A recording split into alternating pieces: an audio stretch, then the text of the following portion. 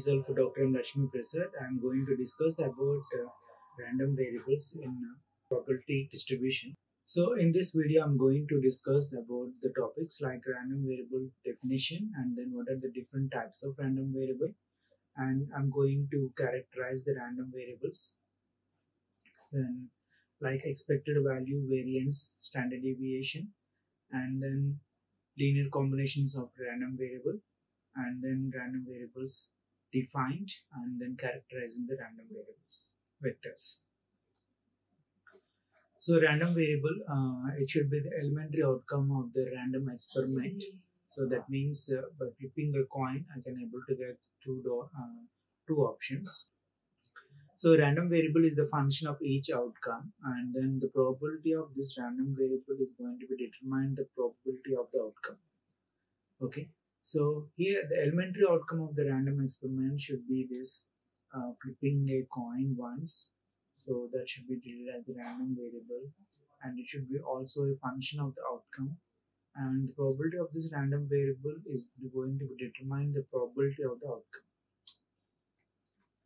Suppose let's take an x should be the sum of the payoffs from the two coin flips. So how can I able to determine that? So the probability of x is equal to 0. So that means I'm unable to get the head. So the probability of obtaining two tails. So total I'm going to get four possible outcomes like tails, heads. So these are the four possible outcomes after flipping this. So what is the probability of obtaining 0 heads is the question. For that I'm going to get the probability as 1 by 4. And probability of obtaining one head. And so that should be written as what is the probability of obtaining one head? That should be two cases. So that should be 1 by 2.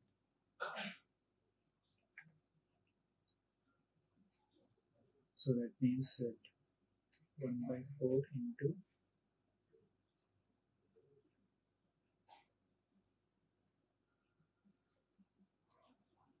1 by 4.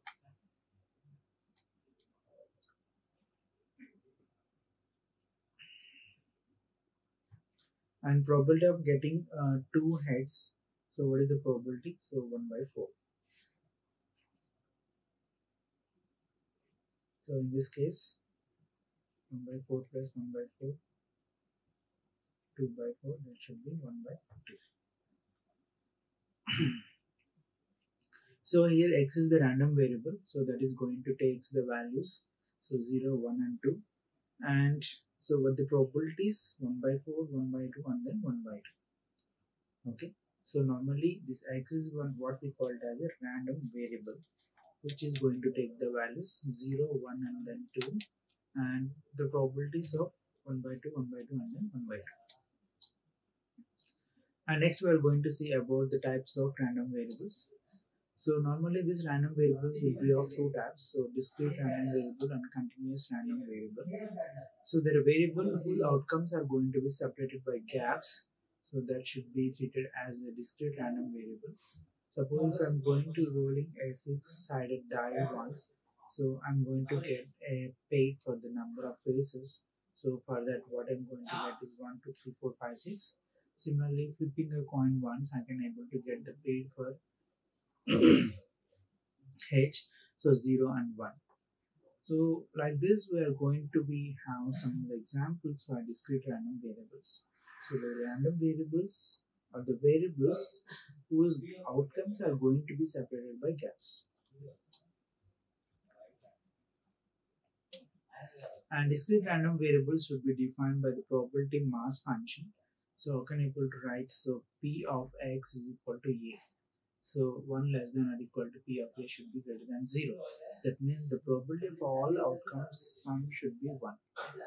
So here what I'm going to say is, so in x-axis I'm going to take the outcomes, and y-axis I'm going to consider the probabilities.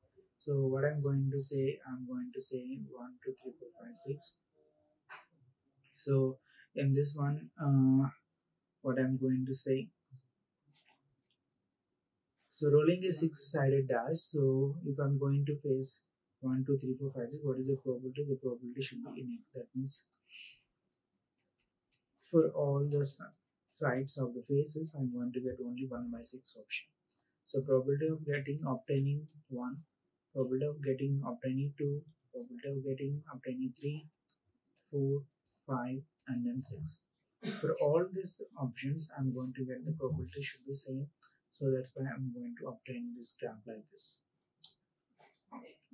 And next one is types of probability mass functions. So for this discrete uniform distribution, I'm able to write P of x is equal to 1 by n, where n should be the number of distinct outcomes, and graph should be same for that. For this types of this probability mass function, so we're going to have the equation probability of x of a x is equal to a. That means it should be divided by 1 by n, where n should be the number of discrete outcomes. And next one is binomial distribution. So in case of binomial distribution, for tossing a coin, I'm going to get two options here. So probability of getting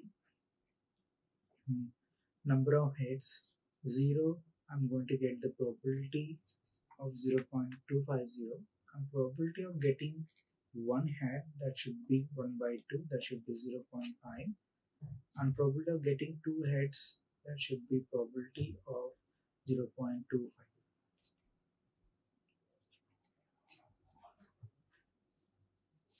Okay, so like this we can able to calculate the probability distribution in case of binomial distribution for top flipping a coin twice. The types of probability mass function in case of the binomial distribution, so I can able to write it as, so probability of x is equal to k, and NCR, that should be defined by the equation as NCR p power r into 1 minus p power n minus r. So this is the equation where we're going to be follow in binomial distribution. So here k should be the number of successes. That means in our case, so the outcomes of head is going to be defined as success. And p is nothing but the probability of success in a single observation.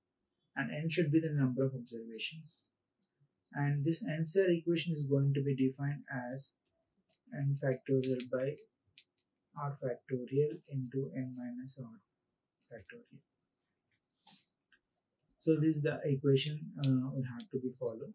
So that should be the number of different ways we can able to get the k successes out of n observations. That means, so the number of different ways you can get the k successes out of n observations. So here in this equation, so where k should be the number of successes and p should be the probability of success in single observation, and n should be the number of observations. And next one is continuous random variable. So in continuous random variables, so the variables for which the outcome always lies between two others outcomes.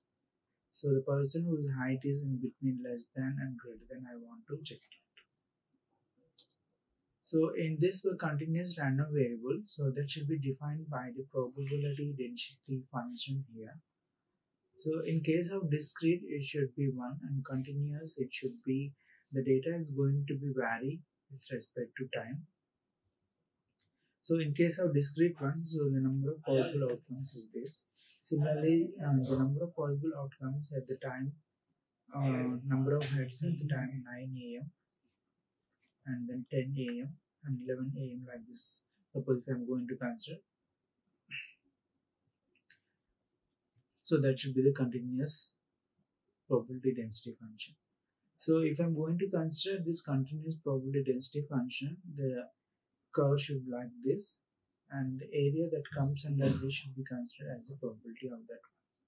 So, and the area which comes under this distribution, so they should be treated as the 60% of data, and this one should be treated as 95.5% of data, and the area which should be comes under this should be considered as 99.7% of data.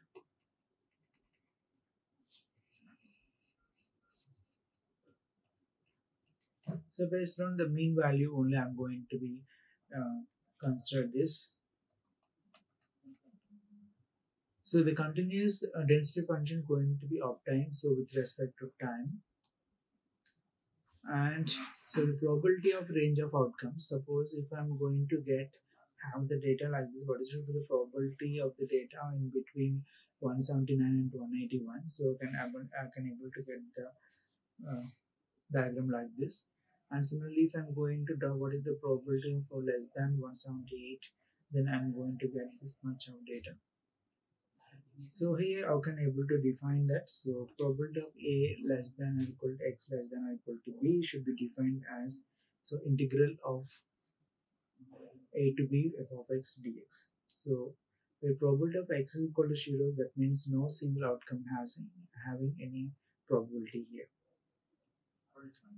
So how can I able to estimate this probability of range outcomes? So in this one, I have to calculate the lower limit value and then upper limit value.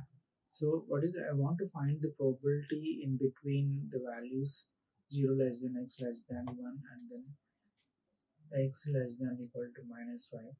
In those cases, the graph should be something different here.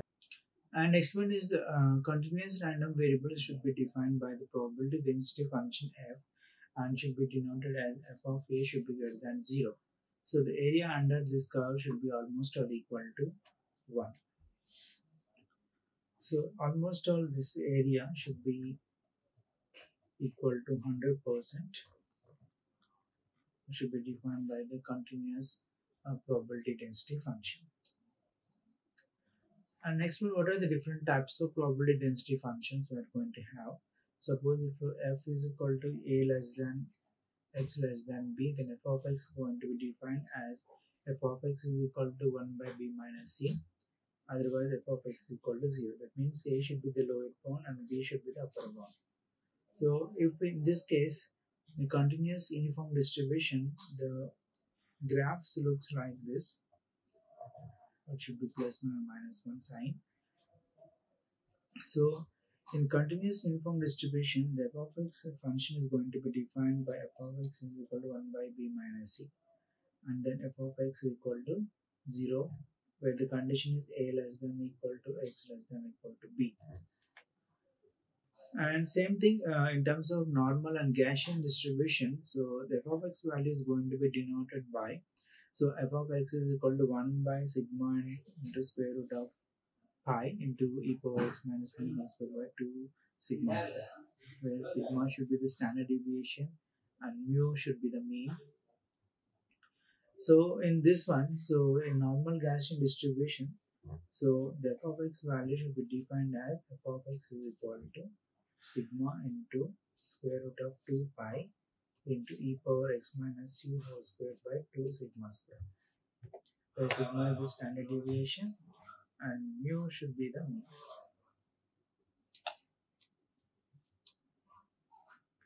And next one is cumulative distribution function.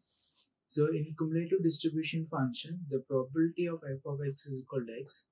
So here the density function and distribution function is going to be vary. So that means in density function, if I'm going to have looks like narrow curve, and in the distribution curve it should be something different. So the cumulative distribution function, so the density and then distribution function something different here. So if I'm going to consider as height on x-axis, so when it comes to density function I have to consider the probability curve, whereas in distribution curve I have to consider the cumulative probability. So that is the difference between the density function and distribution function here. And next one is how we're going to be characterizing these random variables. So for characterizing this distribution of random variables, so we must know the distribution of random variable. So that means there should we know about the random variable first. So but in real we don't know the full distribution. So what we have to do, we have to characterize the distribution by a couple of numbers in terms of statistics. So if I'm going to consider this a normal Gaussian distribution, so the probability of x should be given by the equation 1 by sigma into square root of 2 pi e power x minus u whole square by 2 sigma square. So where sigma should be the standard deviation and mu should be the mean. For a simple gambling game, so I'm going to flip a fair coin. So what are the possible outcomes? So I can able to get $2. I can able to get $1. So what is the probability of this one? Should be 1 by 2. And next one, how we're going to calculate the variance and then standard deviation. So the variance is nothing but the expected value of the square distribution of the mean. So the probability mass function, and the variance equation is going to be given by sigma square is equal to variance of x. So that should be given as probability of x is equal to x of I into x minus mu whole square. So the variance shows the distribution. So variance of x should be given by x minus mu whole square.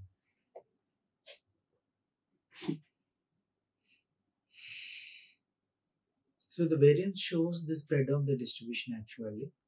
So how much of this one is going to be varying.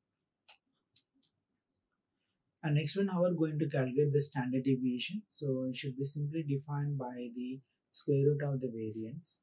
So already you know this equation. Sigma xi minus mu whole square into p of I, right?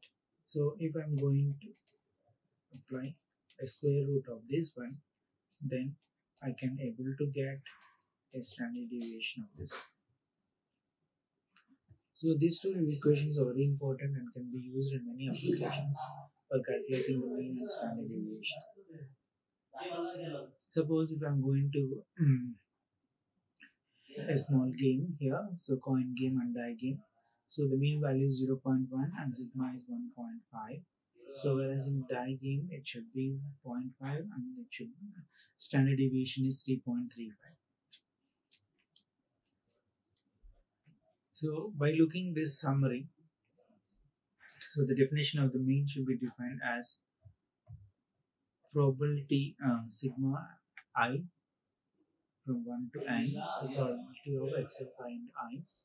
Whereas in continuous random variable it should be minus infinity to infinity p of x into x dx. Whereas the variance in terms of for discrete it should be p into x xi minus mu whole square into p of I. Whereas in case of continuous it should be integral of minus infinity to infinity p of x into x minus whole square into dx. So these equations we have to be remembered here for calculating the mean and variance in terms of discrete probability function and continuous probability function. So that should be about random variables. So random variable is the variable so which is going to be a function or elementary outcome of random experiment, and this random variable is the function of each outcome. So I took an example like flipping of 2 coins. So what is the probability of obtaining and 0 head and 2 heads? So then I can able to get the probability values.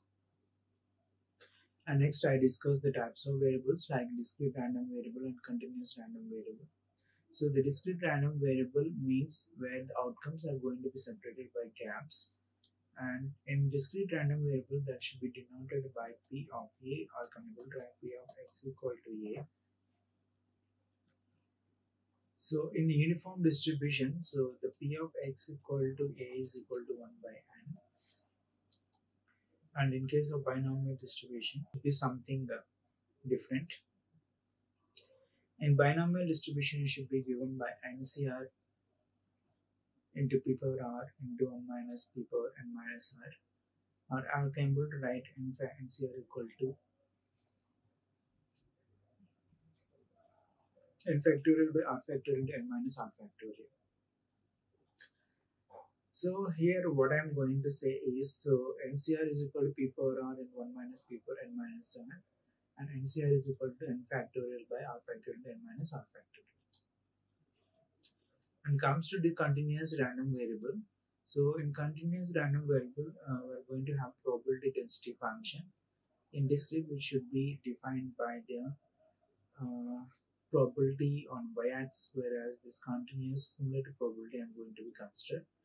The area that under the probability curve should be treated.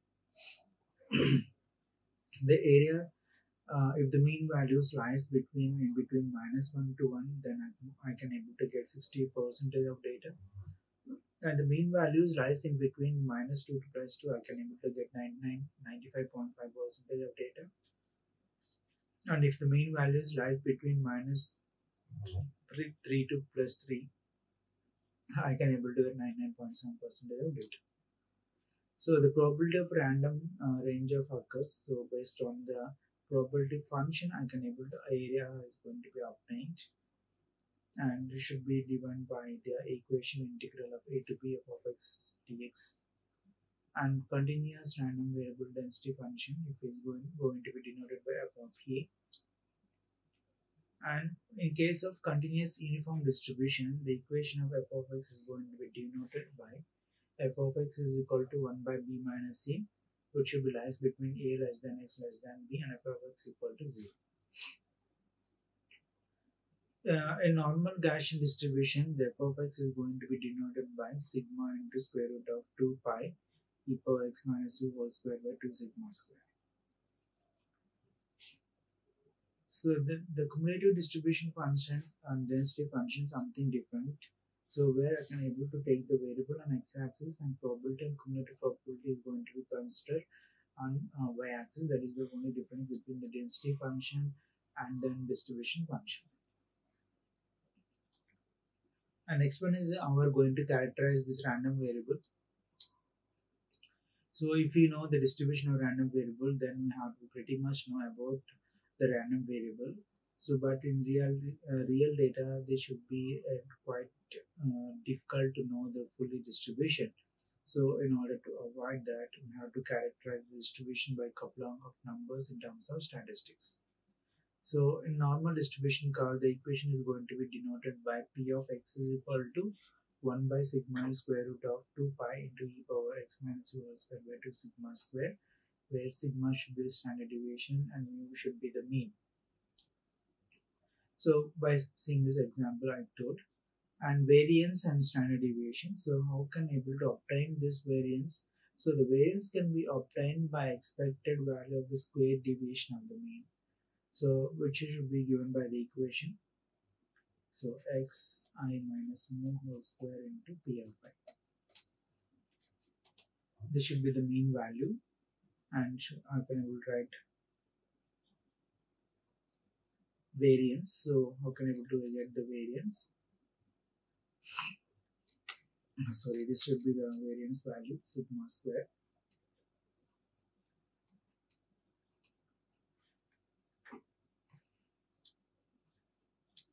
Similarly, standard deviation. So standard deviation means it should be the square root of variance of x. So the variance equation is this one. So if I'm going to obtain the square root of this variance, I can able to obtain the standard deviation.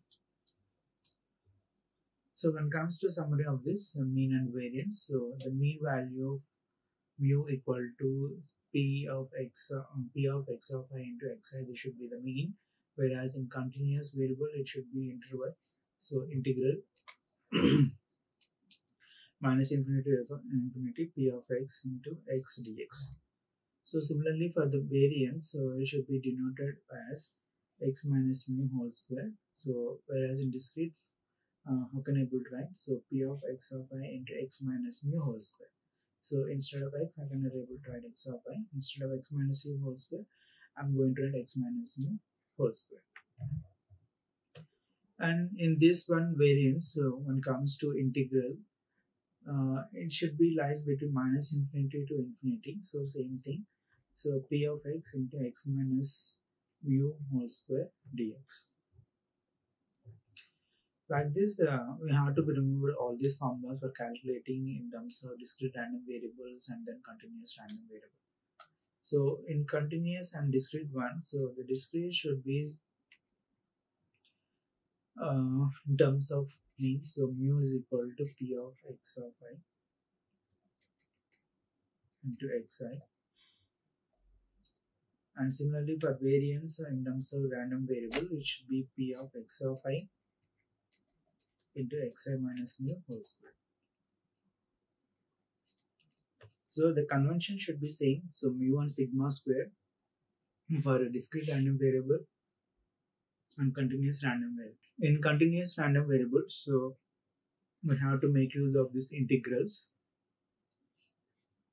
from minus infinity to plus infinity, and is going to be denoted as p of x into x dx. And similarly for variance, it should be defined as p of x into x minus mu whole square dx. Thank you. Like, share and subscribe. Hit the bell icon for more updates.